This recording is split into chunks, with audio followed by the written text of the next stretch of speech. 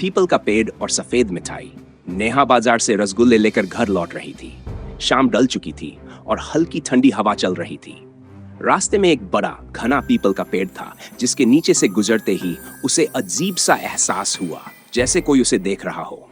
अचानक हवा तेज हो गई और एक सरसराती आवाज आई। नेहा चौंक गई और चारों ओर देखने लगी, लेकिन वहां कोई नहीं था। तभी एक झोंके से उसका रसगुल्ले का डिब्बा हाथ से गिर पड़ा।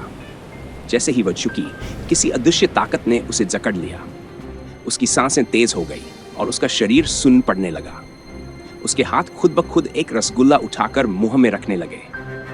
जैसे ही रसगुल्ला उसके मुंह में गया, उसकी आंखें सफेद हो गई। शरीर में एक अजीब सिहरन दौड़ गई और वह डरावनी हंसी हंसने लगी। अब वह नेहा नहीं थी, कोई और उसके शरीर में समा चुका था। हल बदल गई और वह धीरे धीरे पीपल के पेड़ की ओर बढ़ी।